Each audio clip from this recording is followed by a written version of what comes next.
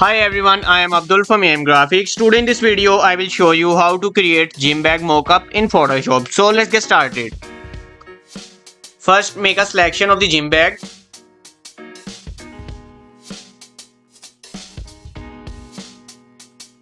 After make a perfect selection, press Ctrl J to duplicate the layer. Now pick a rectangle tool and draw a rectangle to the bag size. And convert it into smart object. Reduce the fill.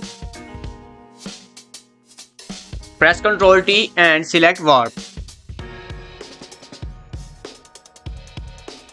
After you are satisfied with the result, click OK. Now increase the fill back to 100%. Create a clipping mask. Double click on smart object icon and import the design here. Go to File, Place Embedded, select Design and Import.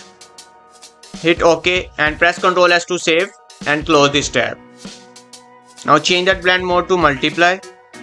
Go to blending options. Move the white underlying slider to the left side and break it by holding Alt and drag with click. And hit OK. And done. Your gym bag mockup is ready. Thank you so much for watching. Hope you found this trick helpful.